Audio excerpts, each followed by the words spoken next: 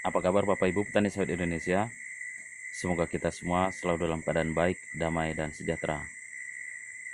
Bapak Ibu petani sawit Indonesia, pasti tujuan utama kita berbudidaya kelapa sawit adalah ingin memperoleh keuntungan yang sebesar-besarnya.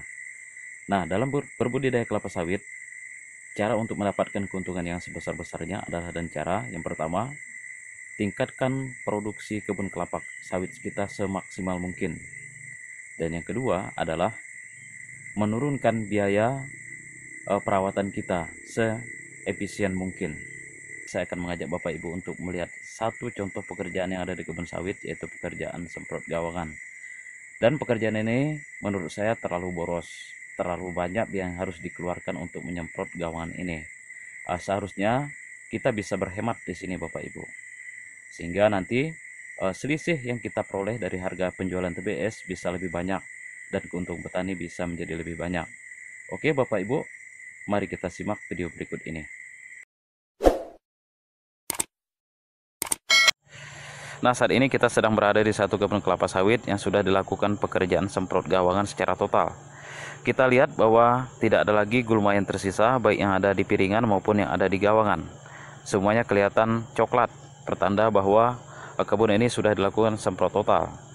Namun, pekerjaan ini sebenarnya terlalu boros Bapak Ibu. Seharusnya kita tidak perlu melakukan penyemprotan secara total seperti ini, karena tentu saja akan mengeluarkan biaya tenaga kerja dan biaya pembelian herbisida yang sangat tinggi. Nah, untuk perbandingan Bapak Ibu, mari kita lihat kebun yang dilakukan penyemprotan secara selektif berikut ini. Di dalam kebun kelapa sawit sebenarnya masih ada gulma yang harus kita pelihara.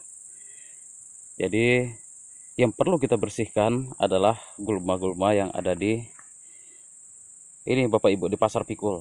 Pasar pikul itu adalah penghubung dari pokok ke pokok saja Bapak Ibu. Nah, ini yang perlu kita lakukan penyemprotan secara total. Nah, sementara di antara pokok seperti ini, ya sebaiknya kita tinggalkan saja Bapak Ibu. Kita biarkan gulma-gulma yang ada di sini. Namun tentu saja gulma-gulma ini kita lihat tidak ada yang melampaui tinggi daripada pohon kelapa sawit ini. Biasanya di dalam istilah kebun kelapa sawit, penyemprotan seperti ini namanya adalah penyemprotan selektif. Oke, Bapak Ibu juga bisa melihat, di sini masih nampak ada gulma-gulma juga ya di antara sawit ke sawit. Jadi kita tidak perlu melakukan penyemprotan secara total di sini. Jadi masih kita biarkan gulma-gulma yang ada di sekitar pokok sawit ini. Oke, ini juga nih Bapak Ibu ya. Kita semprot seperti ini. Nah, namun untuk pasar pikulnya kita lakukan penyemprotan dengan bersih. Nah, di bawah juga seperti ini. Ya, hijau-hijau semua. Nah, seharusnya seperti ini aja Bapak Ibu ya penyemprotannya. Oke. Nah, nampak ya di situ hijau, ini barisan sawit. Nih buahnya luar biasa Bapak Ibu. Nah, ini gulmanya nih. Seperti ini. Ya, masih ada di gawangan ini. Masih hijau ya. Nah, sementara di barisan ini kita bersihkan semua Bapak Ibu. Dengan melakukan pekerjaan semprot gawangan yang seperti ini, yang seperti ada di kebun ini, maka kita telah melakukan penghematan. Berbeda dengan yang pertama tadi Bapak Ibu. Kalau di sini kita hanya menyemprot bagian-bagian yang penting saja. Sehingga pemakaian racun atau pemakaian herbisida tidak sebesar yang pertama tadi. Jadi saya pernah bertemu dengan salah satu petani. Petani tersebut bangga menceritakan bahwa kebun dia seluas 2 hektar sudah dia semprot dengan bersih. Tidak ada lagi rumput-rumput ataupun gulma-gulma yang tumbuh di situ. Dan ketika saya tanya berapa herbisida atau racun yang dihabiskan, dan bangganya pula dia menyebutkan sampai 10 liter Pak untuk 2 hektar tersebut. Artinya per hektar dia menghabiskan sebanyak 5 liter. Nah, itu sangat boros Bapak Ibu. Kalau kita kalikan saja 1 liternya 80.000, maka untuk biaya racun saja sudah mencapai 80 dikali 5, yaitu 400.000. Belum lagi saya tanya tentang berapa biaya yang dikeluarkan untuk membayar tenaga kerja untuk nyemprot secara total. Dia bilang untuk menyemprot lahan 2 hektar tersebut dia habiskan 5 orang. Jadi 5 orang kalau dikalikan dengan satu orang upahnya 100.000, berarti 500.000. Nah, 500.000 tersebut ditambah dengan bahan tadi 400.000, sudah 900.000. Nah, tentu saja ini menjadi sangat boros sekali Bapak Ibu. Dengan penyemprotan yang modal seperti ini, dalam 1 hektar kita paling menghabiskan 1 liter. Dan itu sangat boros sebenarnya perhitungan 1 liter tersebut Bapak Ibu. Dan penggunaan tenaga kerja pun untuk menyemprot 1 hektar, karena dia tidak padat seperti ini atau tidak disemprot total, maka cukup 1 orang saja untuk nyemprot dalam 1 hektar. Nah, sangat berbeda kan Bapak Ibu. Berarti untuk bahannya 1 liter dikalikan katakanlah 80.000, maka kita butuh 80.000. Kemudian upah tenaga kerjanya 1 orang kali 100.000 berarti 100.000, sehingga secara total yang digunakan untuk menyemprot dalam kondisi seperti ini cukup 180.000 saja Bapak Ibu. Nah, berbanding terbalik dengan yang di kebun tadi bisa mencapai 900.000.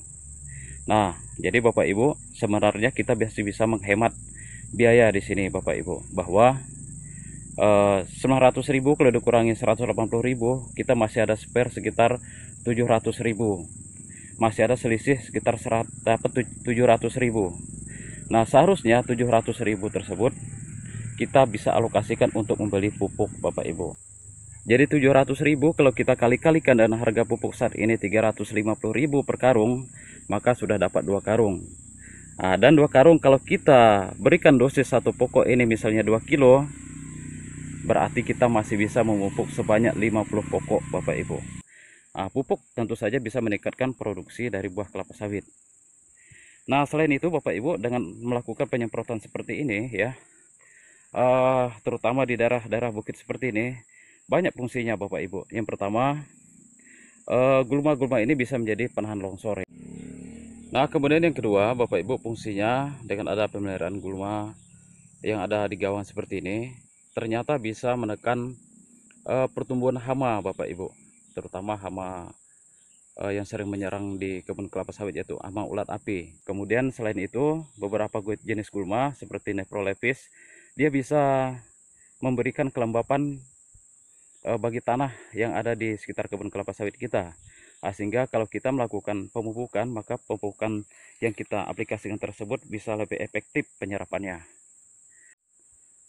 Oke Bapak Ibu petani sawit Indonesia, jadi kesimpulannya, cara kita untuk meningkatkan keuntungan atau laba dari kebun kelapa sawit yang sudah kita tanam adalah meningkatkan produksi setinggi-tingginya dan menurunkan biaya atau menghemat biaya seefisien mungkin. Nah, contoh kasus tadi adalah semprot gawangan. Jadi kita harus tekan biaya dengan cara melakukan penyemprotan seperti ini ya. Jadi tidak harus semprot total lagi Bapak Ibu.